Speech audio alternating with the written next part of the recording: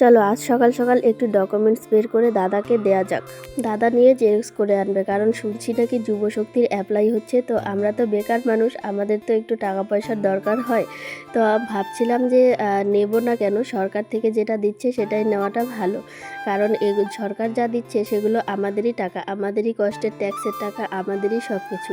তো আমাদের টাকা আমরা কেন নেব না, ফেলে দিয়ে লাভ নেই, নিয়ে নিই। তো ডকুমেন্টসগুলো আমি আগেই বের করে নিয়েছিলাম, এই যে এই ফাইলের মধ্যে সব কিছু রাখা আছে। তো এখন দাদা বাজারে যাওয়ার সময় নিয়ে যাবে। আর কাল যেহেতু ঘরদোর সব কিছু ঝাড়া হয়েছিল, তো বিছানা কিন্তু আমি পরিষ্কার করিনি, মানে পরিষ্কার করেছি কিন্তু চাদরটা ঠিকভাবে পাতিনি। তো ভাবছিলাম যে পাতবো না, আজকে ধুয়ে দেবো, কিন্তু বাথরুমে গিয়ে দেখলাম সার্ফ শেষ হয়ে গেছে। তো সার্ফ আনতে হবে তারপরে। তো সার্ফ নির্মা আজকে আর হবে না, কালকে সোমবার রয়েছে, কালকে আনা হবে। আনার পরে কিন্তু ধুয়ে মুছে একদম সব কিছু সাফ করতে হবে। তো গুড মর্নিং সবাইকে, welcome back to Moushumi Lifestyle. Moushumi Lifestyle নতুন আরেকটি ভিডিওতে তোমাদের সকলকে স্বাগত জানাই। ভিডিও দেখতে দেখতে যদি ভিডিওর কোনো পার্ট ভালো লেগে থাকে তাহলে চ্যানেলটা সাবস্ক্রাইব করে সবাই সঙ্গে থেকো, আর লাইক কমেন্ট শেয়ার করে সবাই সাথে থেকো, এতটুকুই আশা, আর কিছু নেই। তো বিছানাপত্র তোলা হয়ে গেছে। আর দেখো, কাল সন্ধেবেলা কিন্তু আমি সব জামা কাপড়গুলো গুছিয়েছিলাম, এটা তোমাদের সঙ্গে আমার শেয়ার করা হয়নি। এই জিনিসগুলো আমার ধোয়া হয়েছিল কালকে, তো শুকিয়েছে কালকে না, সরি পরশু দিন দুপুর হয়ে গেছিলো ধুতে ধুতে, আর শুকিয়েছে কালকে গিয়ে শুকিয়েছে। আর এদিকে আলনার ওপরে চারিদিকে এত জামা কাপড় ছড়িয়ে ছিটিয়ে রয়েছে যে গোছগাছ না করে থাকা যাচ্ছে না। তো আমি ভিডিওটা করেই রেখেছিলাম, কিন্তু তোমাদের সঙ্গে শেয়ার করার আমার একদমই খেয়াল ছিল না। আর দেখো, আমার চুলটা কিন্তু আজকে সুন্দর কার্লি হয়ে রয়েছে। তার কারণটা হচ্ছে, এমনভাবে দুদিন থেকে গরমের জন্য পেঁচিয়ে চুল বাঁধছি যে চুলটা ছাড়ার পরে চুলটা এত সুন্দর কার্ল হয়ে গেছে, কি বলবো, মানে দেখতে এত সুন্দর লাগছে। তো আমি সামনাটা একটু চিরুনি করে নিলাম। আর চুল চিরুনি করাটা আমার কাছে বড্ড অলসতার কাজ, যেটা আমার একদমই ভালো লাগে না। তো যাই হোক, আজকে এই যে এতটুকু শুধু সামনাটা করলাম, পেছন দিকটা আর হয়তো ছাড়ানোই হবে না। অলসতার চরম পর্যায়ে পৌঁছে গেলে হয়তো এরকমই হয়। আর এদিকে দেখো, জামা কাপড় আমি গোছাচ্ছি, সঙ্গে আমার চোখ দুটো এত পরিমাণ চুলকাচ্ছে, কি বলবো, এত অ্যালার্জি হয়েছে। যেমন সর্দি তেমন অ্যালার্জি, এমনিতেই তো একটু একটু সর্দি ছিল, তার উপরে ঘর ঝাড়ার পর থেকে আরও এত পরিমাণ সর্দি লেগেছে, কি বলবো। তো এই সর্দি অ্যালার্জির কারণে কিন্তু এত সমস্যা হচ্ছে। তো যাই হোক, কথা বলতে বলতে জামা কাপড়গুলো আমার প্রায় গোছানো হয়েই গেল। এখানে বেশিরভাগ রয়েছে দাদার জামা কাপড়, সঙ্গে শ্রাদ্ধ বাড়ি থেকে আসার পর যতগুলো জামা কাপড় ছিল সবগুলো দেখো ওখানে আমি ভাঁজ করে রাখলাম। তারপর মায়ের কটা শাড়ি, তারপর এই যে আমার কতগুলো কুর্তি, দাদার ড্রেস, প্যান্ট, শার্ট, মানে টি শার্ট, সব কিছু। বাবারও রয়েছে এখানে, বাবারগুলো আগেই কিছু শুকিয়ে গেছিলো, ওগুলো আমি তুলে দিয়েছি। আরও সঙ্গে এই যে দাদার ছিল, দাদা যেগুলো রোজদিন রাফ ইউজ করে সেগুলোও রয়েছে। আর জানো তো, একটা কথা আমি আজকে শেয়ার করে না পারছি না। কাল থেকে, মানে দুদিন থেকে আমার, মানে কি বলে, এটা তো ইউটিউব চ্যানেল, আর ফেসবুকে যে আমার পেজটা রয়েছে ছোট্টখাট্টো, তো ওখানে একজন মানে উঠে পড়ে কমেন্ট করছে, তোমার কি বিয়ে হয়ে গেছে? তোমাকে দেখে তো মনে হয় না যে তোমার বিয়ে হয়ে গেছে, কিন্তু তোমার লুকটা দেখে মনে হয় তুমি বিবাহিত, মানে তোমার নাইটি পরা দেখে। তো এটা কেমন ধরনের কথা বলো তো, নাইটি পরলে কি কাউকে বিবাহিত লাগে? আমি তো আগে কখনো শুনিনি, এই আজকেই শুনলাম। নাইটি হচ্ছে একটা পারফেক্ট ড্রেস, যেটা পরলে অনেক কমফোর্টেবল ফিল হয় বা অনেক রকম সুবিধা হয়। আর আমি অনেক বছর থেকেই নাইটি পরি। যখন আমরা নতুন এ বাড়িতে এসেছিলাম তখন এত পরিমাণ অভাব অনটন ছিল, তো এত অভাব অনটনের মধ্যে কিন্তু তখন এতগুলো আমাদের জামা কাপড় কেনার সামর্থ্য ছিল না, তখন থেকেই আমি নাইটি পরি। যখন হালকা হালকা, মানে হালকা হালকা কি যেন বলে, তখন আমি টিউশন যেতাম, স্কুলে পড়তাম, 11-12 এরকমে পড়তাম। তো টিউশন যাওয়ার জন্য কিছু জামা কাপড় কিনতাম, আর টিউশন পরে যেগুলো যেতাম সেগুলো তো আর বাড়িতে পরা যেত না, তো অসুবিধা হতো। তো যেগুলো টিউশনে সেগুলো টিউশনেই পরতাম, আর স্কুলের ড্রেস তো আলাদাই ছিল। তো বাড়িতে পরার জন্য কিন্তু আমি নাইটিটাই ব্যবহার করতাম, তখন মাও এনে দিত।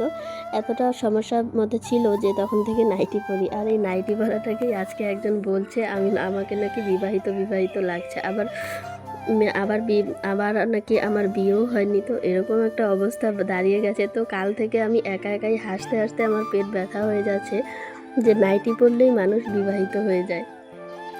তো যাই হোক, কথা বলতে বলতে দেখো সব কিছু হয়ে গেছে, জামা কাপড় গোছানো হয়ে গেল। আর এদিকে আসলাম এই ঘরটাতে। এই ঘরটার অবস্থা দেখো এতটা পরিমাণ খারাপ। ঘর থেকে কত কিছু বের করলাম তোমরা তো দেখতেই পেলে, তবুও মাঝখানে রয়েছে এই বড় বড় ভুট্টার বস্তাগুলো। তো এগুলো আমার একা তুলে সরানোর পক্ষে সম্ভব নয় আমার পক্ষে।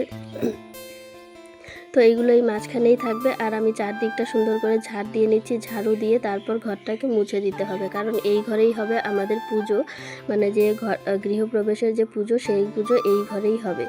তো দেখো এই ভুট্টার বস্তা আর ভুট্টার ব্যাগটা কিন্তু মাঝেই রয়েছে, আমি শুধু ধানের বস্তাটা সরিয়ে দিয়েছি। আর এখানে ধানের গোলাটা ছিল, পাখি এসে প্রচণ্ড ধান ফেলে দিচ্ছিল, তো ধানের বস্তাটা আমি একটু ঢেকে দিলাম, ধানের ডোলটা একটু ঢেকে দিলাম একটা শাড়ি দিয়ে, পুরনো শাড়ি দিয়ে। তো ঢেকে দিয়ে তারপর আমি ঘরটাকে মুছে দিচ্ছি। তো ঘর মোছার এত অসুবিধা ছিল, সে কারণে কিন্তু এই ডান্টাটা এনেছি। আর ডান্টাটা কোথা থেকে এনেছি জানো তো? ডান্টাটা এনেছি, আমার মামা আমাকে টাকা দিয়েছিল জামা কেনার জন্য। তো আমি জামা না কিনে এই ডান্টাটা এনেছি। সঙ্গে আমার ওই যে ভাত খাওয়ার যে থালাটা, যেটা তোমরা দেখেছিলে, কলা পাতার থালাটা, তো ওই থালাটা আমি কিনে এনেছি। তো যেমনই হোক, নিজের ব্যবহারের জন্য একটা জিনিস কিনেছি, আর নিজের সুবিধার্থেই কিন্তু এই জিনিসটা কিনেছি। আর একটা সুন্দর চাকু কিনেছি, যেটা আমি পুজোর দিন ব্যবহার করব, তারপর থেকে সবজি কাটাকাটি সব কিছুতে ব্যবহার করব। তো ওই চাকুটার আমার অনেক দিনের শখ ছিল। তো এই 3টে জিনিস আমি এনেছি পছন্দ করে, যেটা আমাকে মামা টাকা দিয়েছিল জামা কেনার জন্য। তো সেই জামা কেনার টাকা দিয়ে আমি এই সব জিনিস কিনেছি। এটা আমার আগেরই অভ্যাস, আমার যখন যেটা দরকার হবে তার আগে আমি সহজে কিনতে রাজি নই।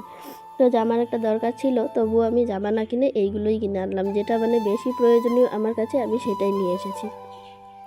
তো সব কাজ শেষ করে তারপর কিন্তু আমি স্নান করে চলে এসেছি ঠাকুর পুজো দিতে। আর এই যে ঠাকুর পুজো দেওয়ার জায়গাটা দেখো, এই ঘরটা এখন অনেকটা সুন্দর হয়েছে, ফ্রেশ হয়েছে। কদিন ধরে একটানা মোছা হচ্ছে, তো সেই কারণেই ঘরটা সুন্দর ফ্রেশ হচ্ছে। তো স্নান করা, ঠাকুর পূজা দেওয়া সব কিছু হয়ে গেছে। এখন যাব একটু খাওয়া দাওয়া করতে, দুপুর হয়ে গেছে আর খিদেও পেয়েছে। তো দেখো আজকে দুপুরের মেনু মা রান্না করেছে হচ্ছে শীতলের ভর্তা, আর হচ্ছে সয়াবিন তরকারি রান্না করেছিল। আর গাছে এই শশাটা ছিল, তো গাছ থেকে শশা নিয়ে আসলাম, গাছ থেকে লেবুও আনা হয়েছে, শুধু শীতলের ভর্তাটা বানানো হয়েছে। তো এই 2 দিয়ে হচ্ছে আজকের আমাদের খাওয়া দাওয়া। তো এগুলো হলে আর কিছুই দরকার হয় না, বাঙালি বাড়িতে অসাধারণ খাওয়া দাওয়া আমাদের হচ্ছে। তো খাওয়া দাওয়া শেষ, সব কিছু শেষ করে আমি এসেছিলাম ঘরে। এই যে ব্লাউজটা বানাতে আমি বসেছি, এই কাপড়টা অনেক দিন ধরে ঘরে পড়ে রয়েছে। তো যতটা সিম্পলভাবে ব্লাউজটা বানানো যায় ততটাই সিম্পলভাবে আমি ব্লাউজটা বানাবো। কোনো পাইপিং কোনো কিছু নয়, শুধু একদম সিম্পল, মানে কোনো পাইপিং টাইপিং সব কিছু বাদ দিয়ে আমি ব্লাউজটাকে বানাবো। তো দেখো গলাটা কিন্তু আমি একবারেই উল্টে দিয়েছি, একবারে উল্টে দিয়ে মানে যতটা সহজভাবে করা যায় ততটা সহজভাবেই আমি করছি। তো গলার ওপরে এখন শুধু একটা চাপ সেলাই দিয়ে দিলেই হয়ে যাবে, খুব বেশি খাটনি করতে হয় না এই ধরনের ব্লাউজগুলো বানালে নিজের মতো করে। তো আমি যেহেতু নিজের জন্যই বানাচ্ছি, সেই জন্য এতটা সহজভাবে বানাচ্ছি। আর যদি কাস্টমারের জন্য বানাই, তাহলে কাস্টমার যদি এরকম ব্লাউজ চায়, তবেই আমি কাস্টমারের জন্য এরকমভাবে ব্লাউজ বানিয়ে দিই, তার আগে নয়। তো কাস্টমারের রুচিবোধটা আগে দেখতে হবে, তারপরে কিন্তু ব্লাউজ বানাতে হবে। আর নিজের জন্য আমি যখন যেরম পারি তখন তেরমই বানিয়ে দিই, কোনো ইসে নেই, শুধু পরা গেলেই হলো আমার নিজের জন্য। তো অনেক সময় অনেকটা সুন্দরভাবেও আমি বানিয়েছি, কিন্তু সেটা নয়, আমি আপাতত যতটা সহজভাবে হয় ততটা সহজভাবে ব্লাউজটা বানানোর চেষ্টা করছি। তো দেখো গলার সেলাইটা কিন্তু আমার অলমোস্ট হয়ে গেছে, এখন বডির 4-5টা সেলাই দেবো। আর ব্লাউজটা কমপ্লিটিংটা আমি তোমাদের সঙ্গে কালকে শেয়ার করব। তো এই তো ব্লাউজ দেখো সুন্দর করে গলাটা হয়ে গেল। আর যেহেতু প্রিন্সেস কাট হবে, সেহেতু আমার খুব বেশি একটা সময় লাগবে না। তো দেখো আমি কিন্তু নিচের বর্ডারটা আর গলাটা একবারে উল্টে দিয়েছি, আর এখন 4-5টা শুধু আটকে দিচ্ছি, আর বাকিটা তো পরে হবে, সময় লাগবে অনেকটা পরিমাণ। তো আমি বাকি কাজটা তোমাদের সঙ্গে পরে শেয়ার করব পরের ভিডিওতে। তো আজকের মতো ভিডিওটা তোমাদের কাছে কেমন লেগেছে অবশ্যই কমেন্টে জানিও, ভালো লাগলে লাইক কমেন্ট শেয়ার করে দিও। তো দেখা হচ্ছে কালকের ভিডিওতে। আজকের মতো তোমাদের সবাইকে টাটা।